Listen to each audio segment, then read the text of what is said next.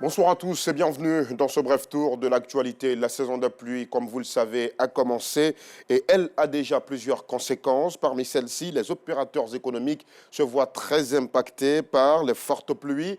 Des ébénistes aux vendeurs de briques en passant par les cordonniers, tous n'arrivent que difficilement à exercer leur métier. Le premier cité a perdu des fauteuils car endommagé par la pluie, tandis que le vendeur de briques, lui, n'arrive surtout pas à travailler. Nous sommes allés à la rencontre de ces travailleurs. Le reportage de Yacouba Koulibaly est à voir ce soir. Et dans un autre chapitre, nous tenterons à 19h30 de voir la différence entre le travail des enfants et les métiers socialisants qu'exercent ces tout petits dans plusieurs villes de la Côte d'Ivoire. Et pour ce faire, nous irons sur la voie qui relie Zaguieta, dans le département de Bonan, au centre-ouest du pays, dans la région de la Maraoué. Là-bas, tous les soirs, l'on assiste au ballet des paysans rentrant du champ avec leurs enfants.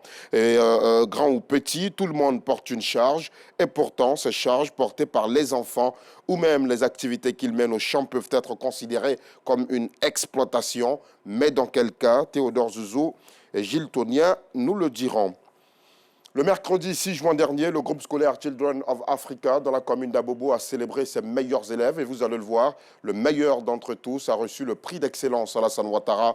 Le reportage d'Abdelaziz Guira et Assit Diarra. Jemima obtient 167 points sur 170, possible suite au récent examen du CEPE, certificat d'études primaires élémentaires. Son nom est désormais écrit en lettres d'or dans les annales de l'établissement. Pour couronner le tout, elle reçoit le prix Alassane Ouattara du meilleur élève de l'établissement. Je suis contente pour qu'on organise cette fête pour honorer les meilleurs élèves de cette école. Je suis fière de ma fille parce qu'elle a fait un bon travail. Elle a arrivé à réaliser son rêve.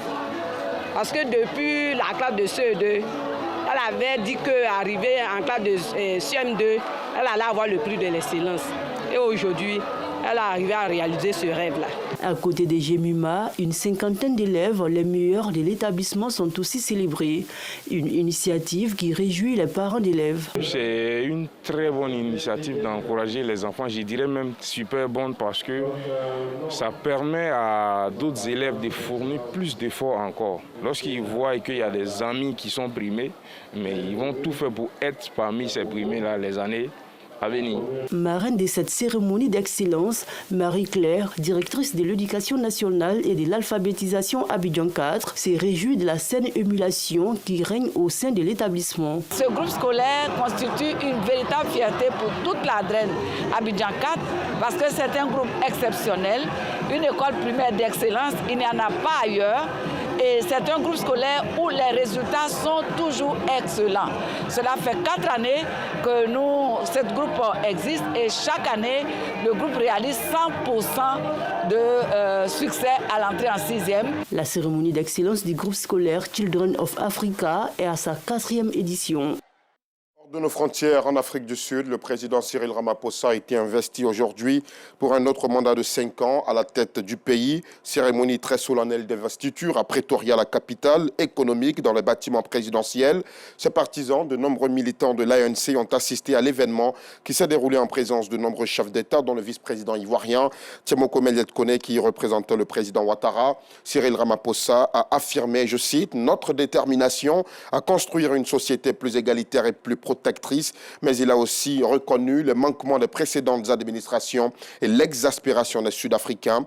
Ils ont exprimé sans détour leur déception et leur réprobation vis-à-vis de nos performances dans certains domaines pour lesquels nous avons échoué, a dit le nouveau président.